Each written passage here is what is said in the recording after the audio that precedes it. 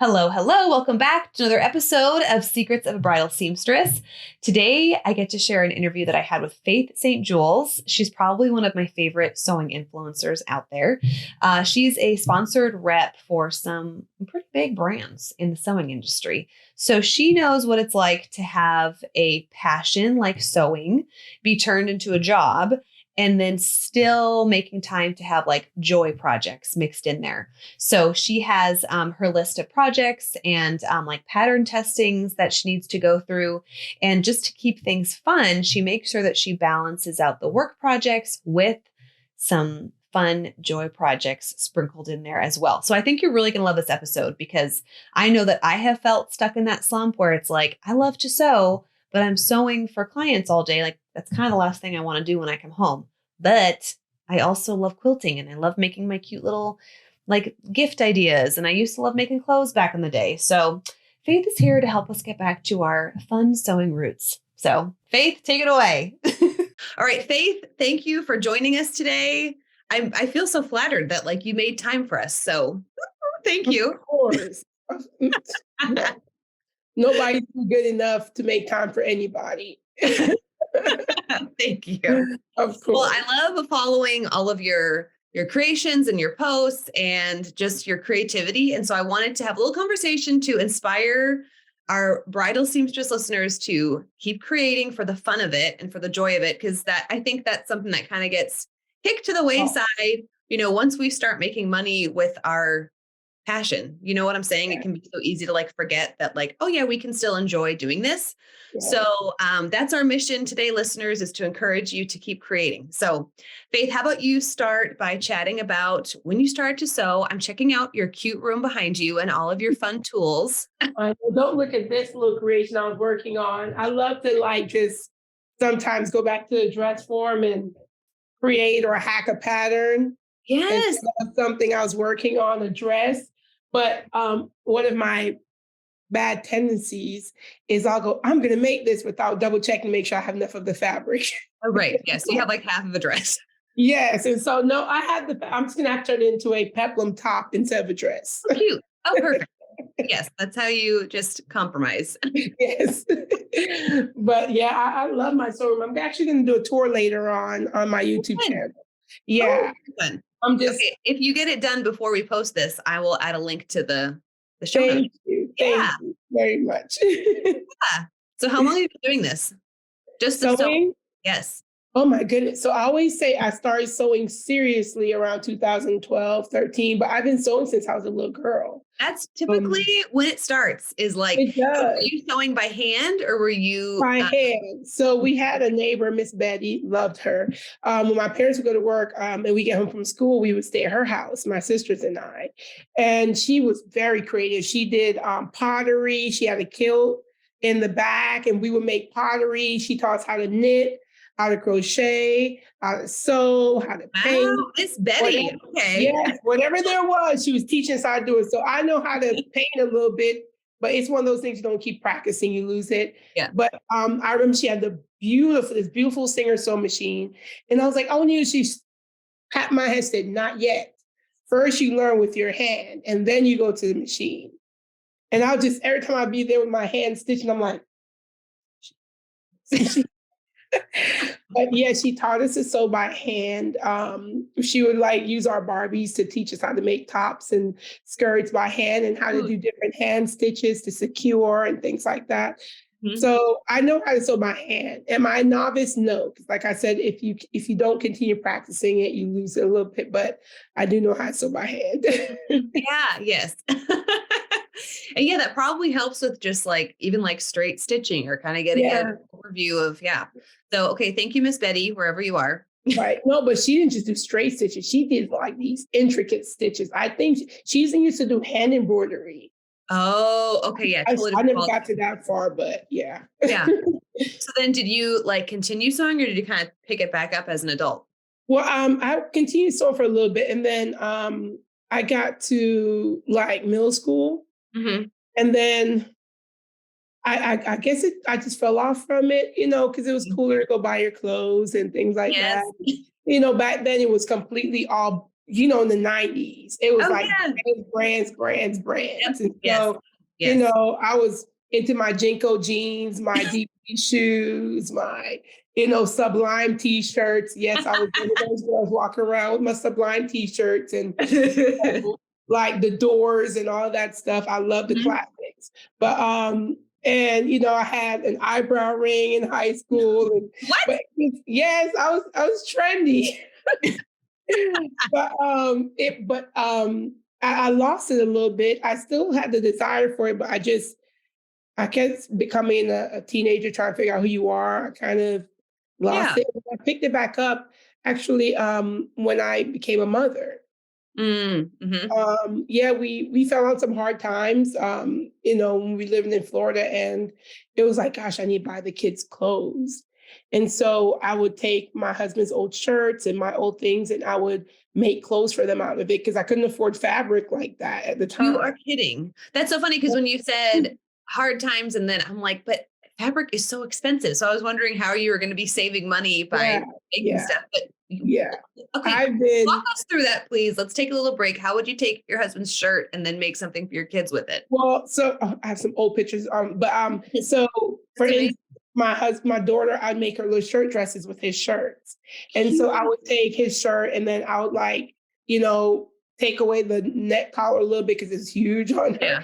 and I would take in the neck a little bit, and I would trace out, use one of her Mhm. old dresses or something to trace out the shape and leave seam allowance, Yeah. and then I would do it in a way where it would leave the middle buttons closed, so I wouldn't have to worry about Cute. buttonholes. Yeah.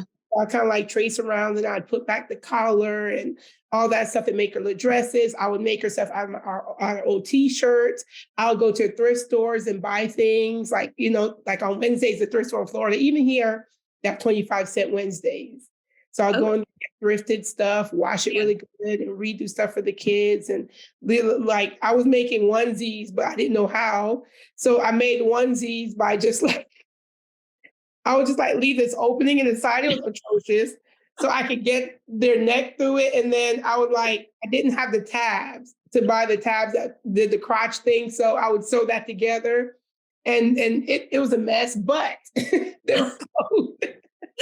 You live to tell the tale. Look where you are now. So Right, right. I was like, God, you're like, man, I wish I had some of these pictures of when they were babies. Now, but it was really sweet. And I remember my best sewing project was when it was Easter, and I really want my kids to look really pretty for church on Easter. yeah. But again, we were going through some hard times. I wasn't working because I have family nearby to help me to go to work and take care of the kids, and daycare is so expensive. So I had an old dress from when I was in high school. So I took it and I made it into an Easter dress for my daughter. Cute. Yeah. Oh my goodness. I'm see if I have the pictures, but Yeah, I'd it, love to see it that. was, oh my goodness. It was, and I think she must have been 2 at the time, 2 or 3. But but my husband's in construction. This was during the recession when Mhm. he ended up getting laid off from work. And so Mhm. we got hit really hard. Yeah, Was yeah. a project manager, but in the construction industry got Oh, shut yeah. down. Everybody, no matter what position you're in, were gone. But that's how I started back sewing again.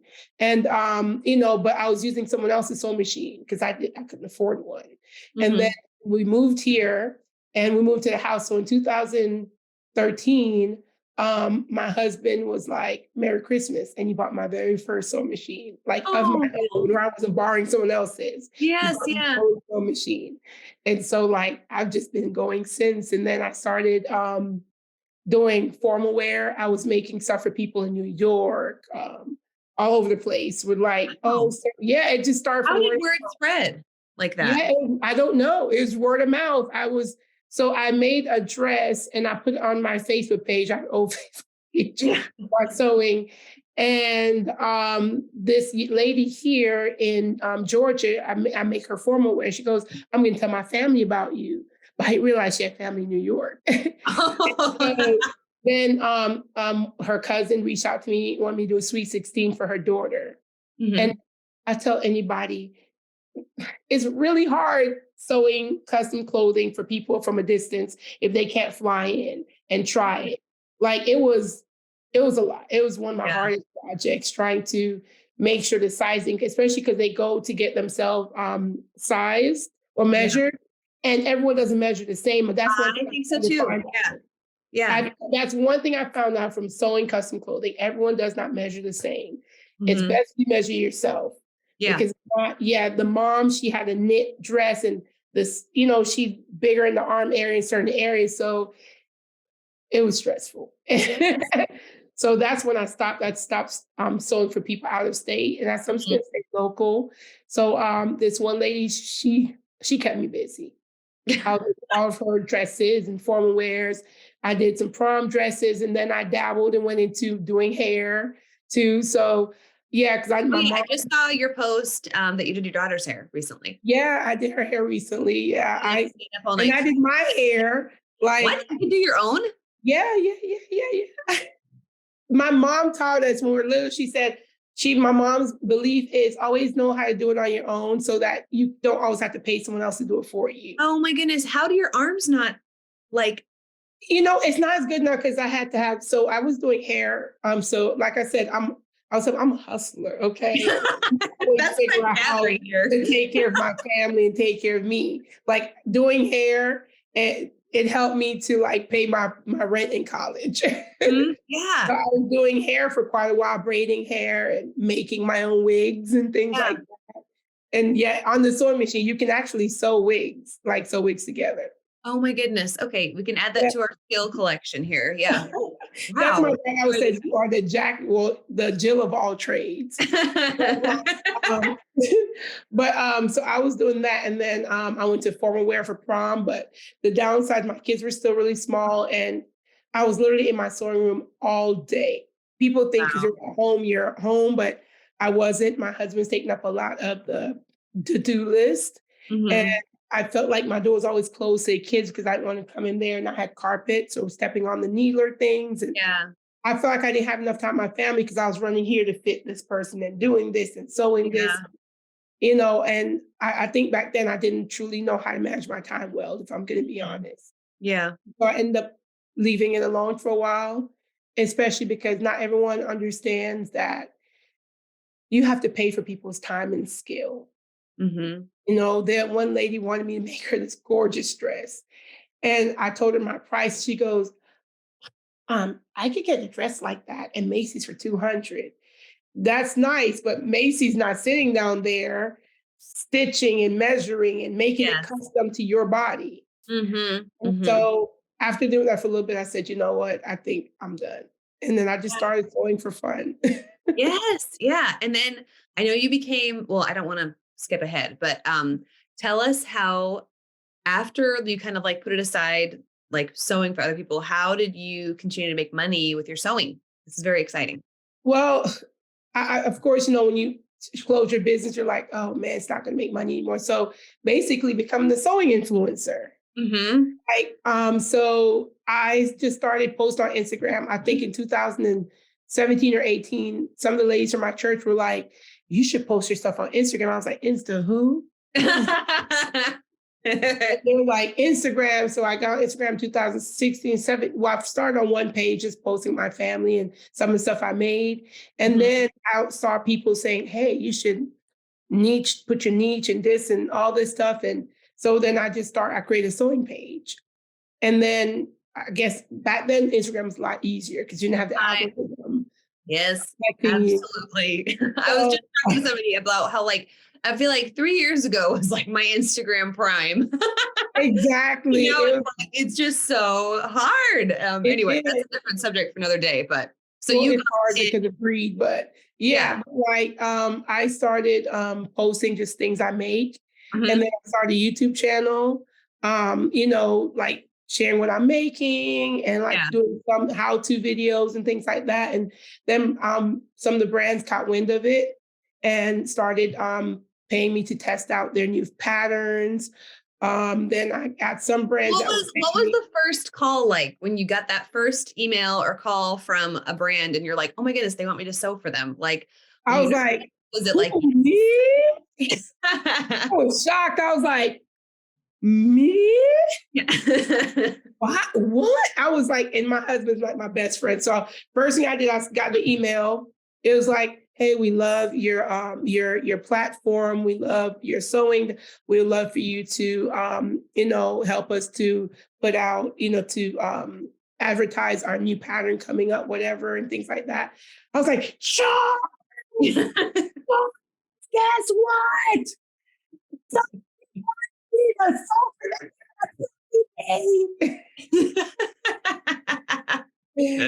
He's like, oh my gosh, that's amazing. Yeah, that is And so, awesome.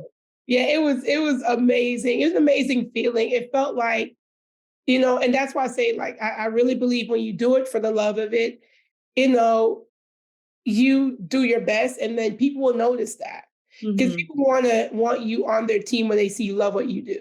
Yeah, that's a great You point. know, yeah. So like when you like, I know. I say it. So I know right now it's become an increase in people trying to make money out of sewing. And Mhm. it's become to a point where it's hard to even scroll Instagram and find people sewing just for the love of it anymore. Mhm. Right. So like I do love to see those people that just have sheer joy in doing it.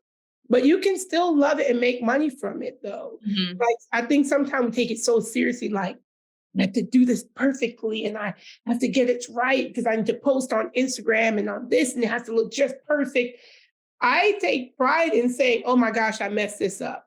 Mhm. Oh, Mhm. I was doing this. And like one post I posted about how I didn't think about the amount of fabric or, oh, I made a mistake and did this. And people relate to that. And when Yeah. people relate to you, they love engaging with you.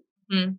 Yeah, that's a But great like that's how I've got branding. Of course, the brands that come with the scissor companies, and one of my first major deals with this company, they were technically in sewing, but they created cutting tools, Oh, and cool. Yeah. they paid me really well to just showcase, hey, I sew. It's not technically a sewing company, but they have great cutting tools Mhm. or, the seam ripper, which I still have to this day and still works perfectly. Yeah. And that was my first major like payout brand. And Yeah. then, magazines start, I'll pay you if you'll do this collaboration for this magazine or whatnot, whatnot. And that's how it kind of, That's amazing. And I love how it's like you weren't looking for it. It's not like you were like bending over backwards, like really trying to like, I really hope I get paid. It's like you're just doing your own thing and enjoying it and kind of taking a step back to, like you said, like spend time with your family. yeah. And that door opened up. That's amazing. That Yeah, is so yeah. cool. Yeah. It's really neat. And then funny enough, one of my other brand deals came from them liking to see me posting what I made for my family. Yeah. That's amazing. Just doing what you already want to do, you know? Yeah, yeah. So as like that kept growing and you had more brands reaching out, and I'm sure with that to some extent came a little more pressure to like keep producing. And Yeah. so how do you make time for like creative projects still, or like you said, like sewing just for the joy of it, or do you even still have time for that?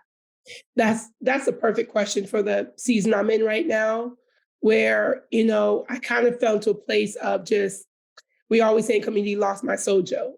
It was like, it's like, I just was like, I walked to the sewing room, I'm like, I'm gonna sew today. And then Mhm. all I saw was the must-do list. And it was like, I just want to sew something I want to sew for fun, but Oh my goodness. I know. I can totally feel that. I it's have, hard.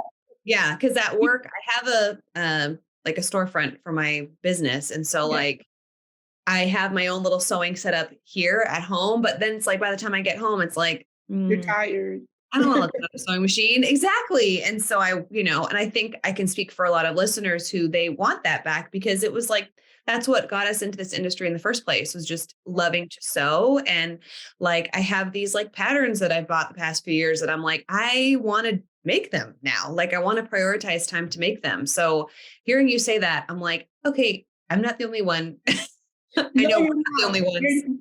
I think it's a mindset thing because so where I'm at right now is so it's weird. I get to a point where I'm doing so much, like by the time I get home, I'm like, oh, but then I'm really antsy when I don't sew. My husband's he always goes, you get everything done so you can sew this weekend because far when you don't get a chance to sit and sew.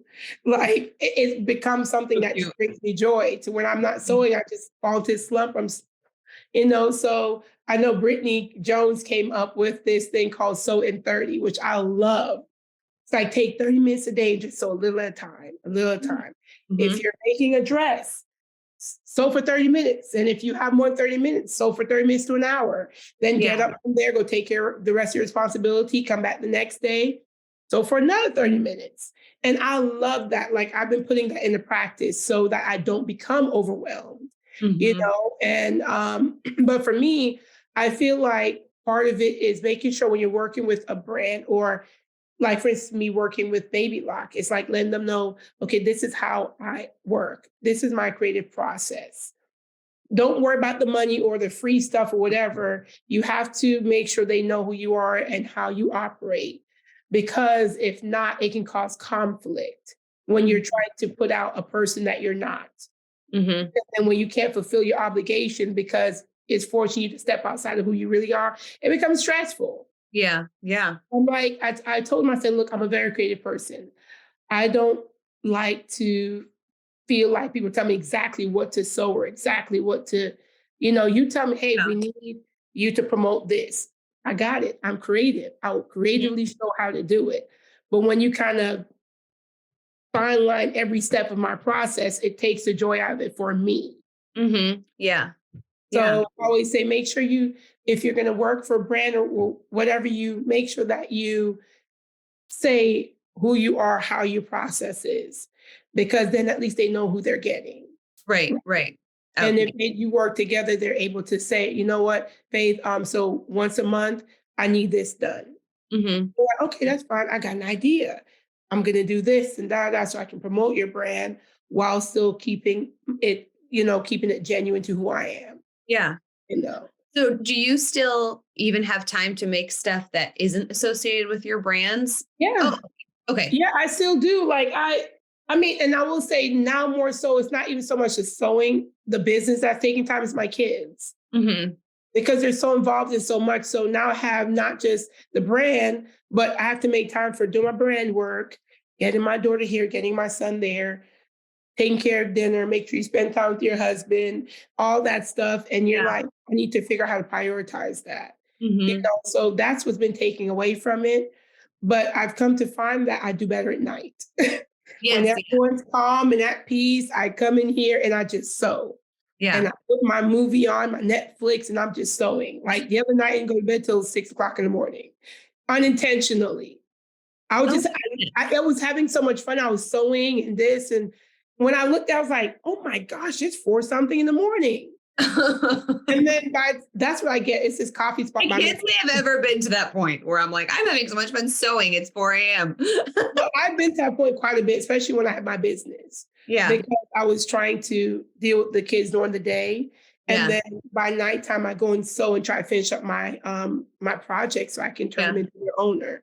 So for me, the best time was at nighttime. Yeah. But I mean, I still sew for fun. The way I do it is I have my projects. I'll say, okay, so this is what I have to do. And then I pick out one fun project for every obligation. Ooh, I love that. Okay. That's really Right. cool. Yeah, so this right here is a fun project. Mm-hmm. And then another dress I'm making is an obligation. Then I have a bag over there that's an obligation I have to turn in. I'm making a bag. So like between my obligations, I try to plan a fun project. That's awesome. And I wonder too, because obviously with bridal seamstresses, we have a lot of wedding dresses, so probably can't do the one-to-one. But even like I want to give myself a goal of like a fun project, like once a month that I can just like spread out throughout, the work weeks or whatever. And, a month is a good chunk of time. It goes by fast though. When Yeah, you're like, I know. But if yeah, I even put like 20 minutes a day, I know you mentioned 30 minutes a day, but like 20 minutes a day just to like at least like touch it. Like you take it out, you hold it, like, okay, what's the next thing? And I love embroidery, and I haven't done embroidery well, okay. It's not just the bridal sewing for me. It's on my off season, I had like a retail business where I had like knit goods and things that were sewn and knit that I sold at like local markets and online. And that brought in probably like 25 to 30% of my annual income. And I've switched that out because I kind of don't really need that anymore. Yeah. And now I feel like I have time to just do fun stuff like without having to sell it.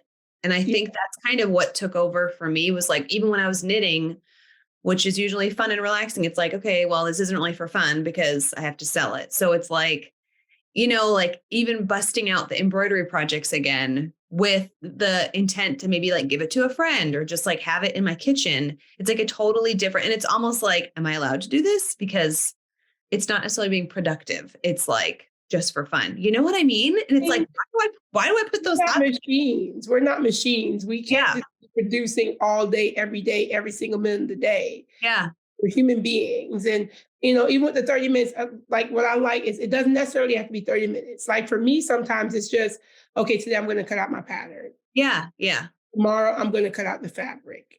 The next day, I'm going to sew the top of the pattern. To the next day, I'm going to sew the skirt. And necessarily, it could be as long as you want to be, just as long as you take time to get in there and just, you know, Yeah. and even when with I said like one project in between, it doesn't have to be because things happen. Like there are times I'm just obligation, obligation, obligation. Right. And Right. like, gosh, I haven't done anything fun. But what I will say is I start small. I try to start off. I'm a stickler for sticking with a pattern.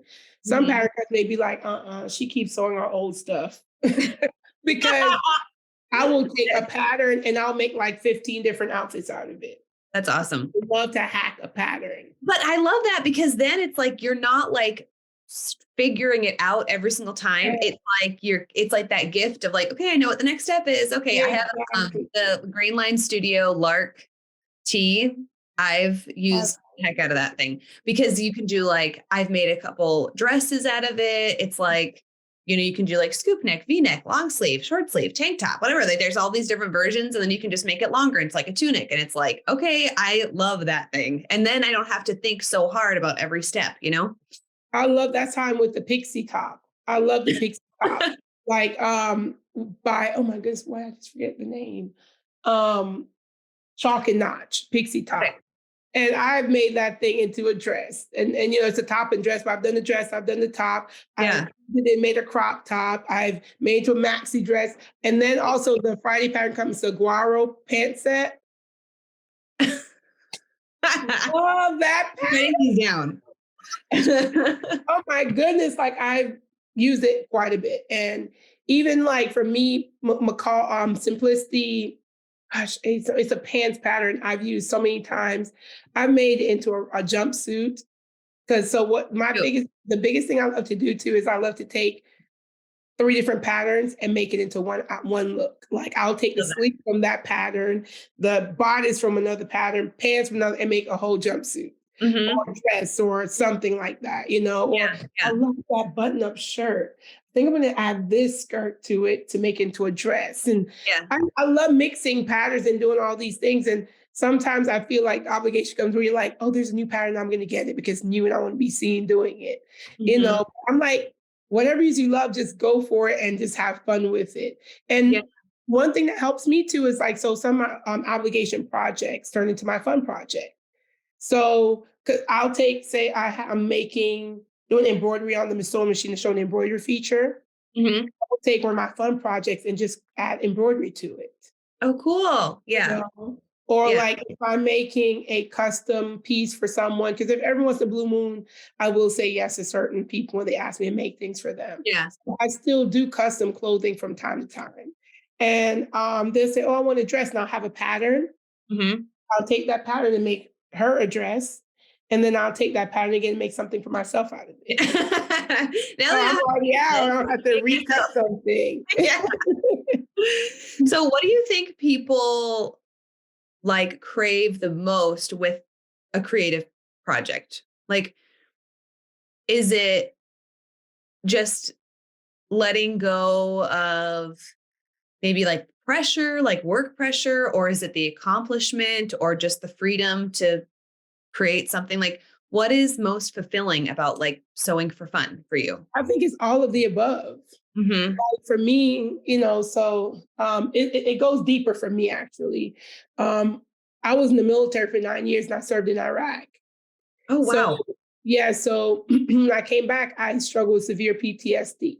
Mm, God bless my husband. I don't know how he stuck with me all those years, but I struggle with, and I still struggle with depression, and anxiety. Um, mhm, and so sewing, I wrote a blog post a long time ago saying sewing saved my life mm. because it literally did. Like it gave me an outlet. It gave me something to focus on. Because when I sat down, especially back in those days, I would think too much. And then when my thoughts go crazy, it's like, Oh, yeah. it's Yeah. not good. And so for me, sewing is what I do to decompress. It's so that's why obligation sewing to me, I have to make sure I do it in the time that's best for me.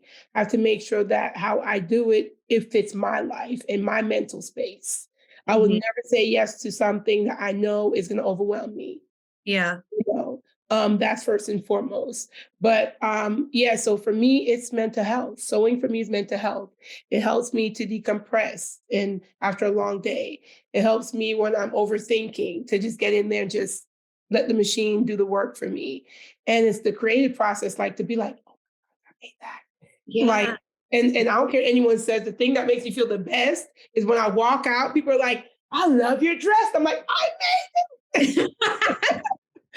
Like, I don't care what anyone says. Every sew is, I believe they go out there and they're like, I made that.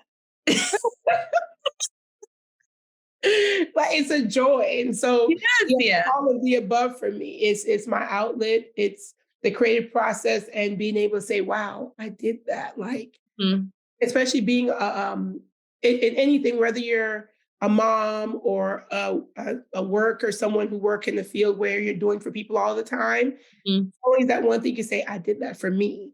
You're mm. so busy doing for everyone else and everything else. It's nice to be like, I did that for me.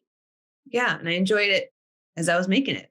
Exactly. It didn't Mhm, feel like even and I will say some obligation projects, well, majority of my obligation projects I enjoy because mhm. I'm sewing, you Right. know. So I enjoy most of them, just when they become too overwhelming, you keep saying yes, yes, yes, yes, yes. Yeah, it's that balance Yeah. always. And I think like so much of what you're saying, we sew for different clients, but Mm, it's still that same pressure and the deadlines.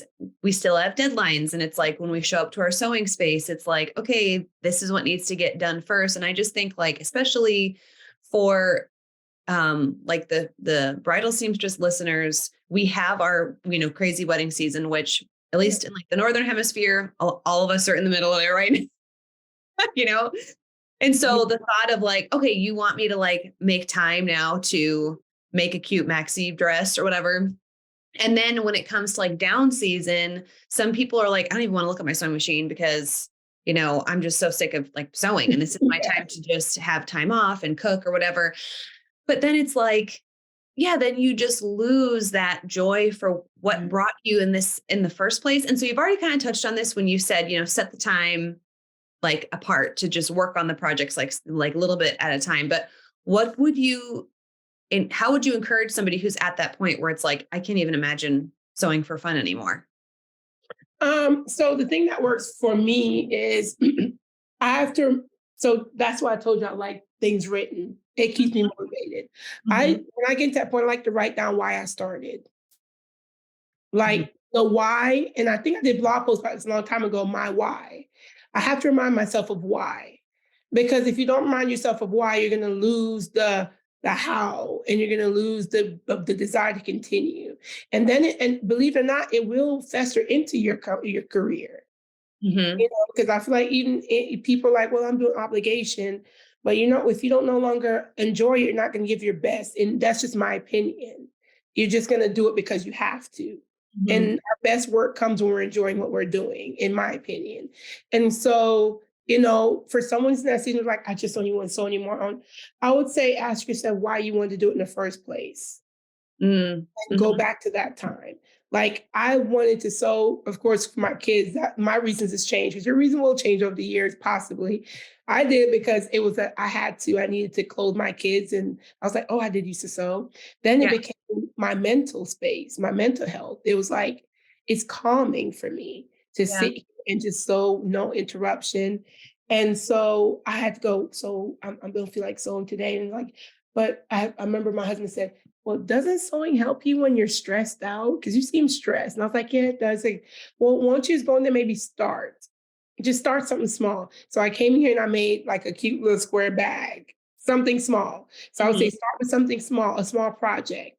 Yeah. Because I think what gets us sometimes we don't feel like it because we're thinking of these big projects we want to create. Yes. You Yeah. know, I want to make a dress, but I don't feel like it. You have to make a dress. How about you start off with something small? You know, Mhm. I've asked myself, I'm going to start off by making a little purse, a little purselet, or what they call those little bags, or coin purse, or sunglasses case, or something small. Yeah. Start small, and then once you start small, little by little, you're going to be like, "Oh, this was nice." Then you might go, "I'm going to make a shirt."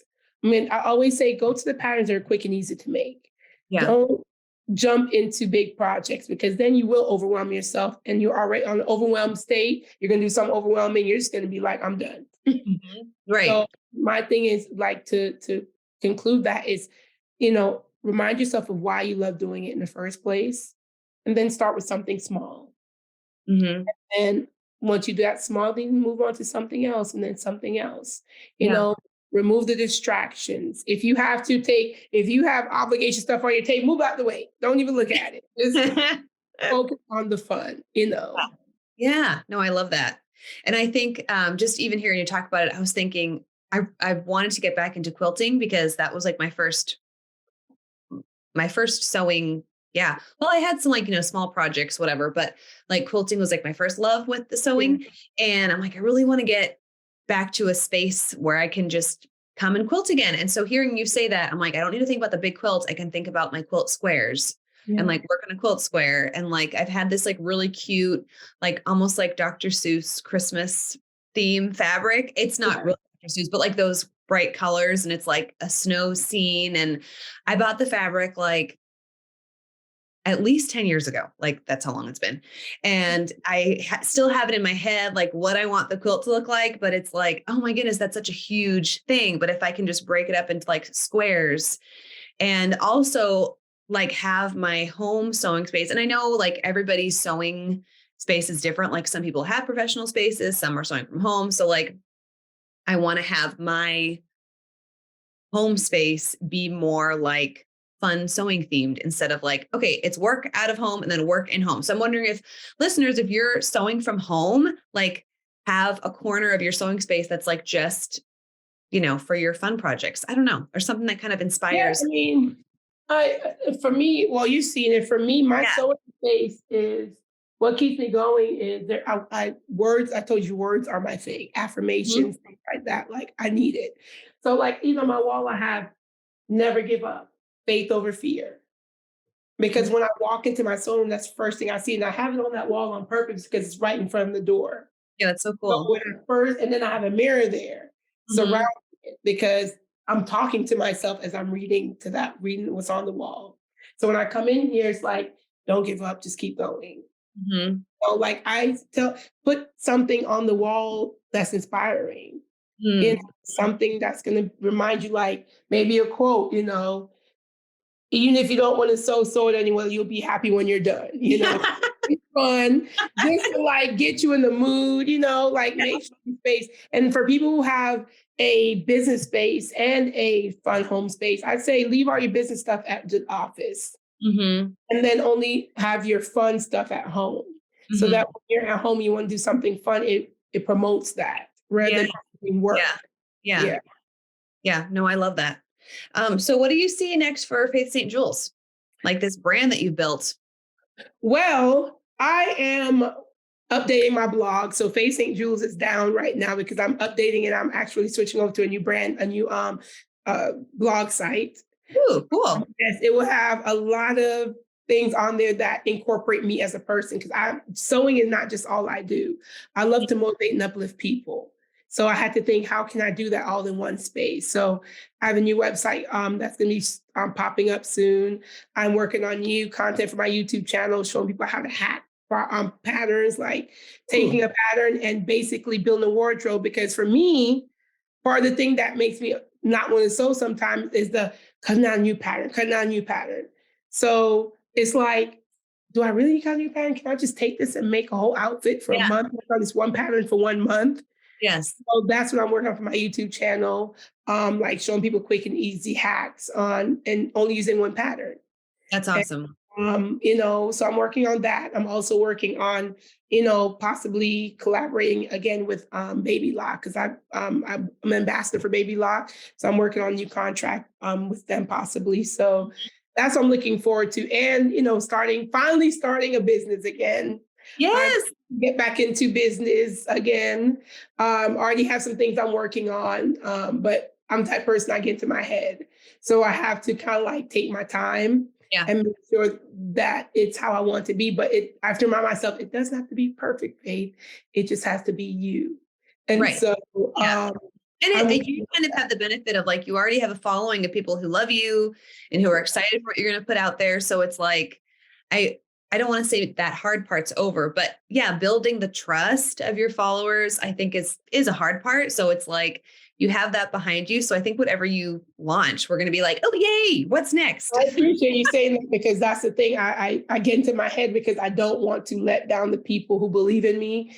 And I want to make sure they know that if I put something out there, it's true. It's not, I'm not, I wouldn't call myself even an influencer because I don't like to influence people to buy things constantly.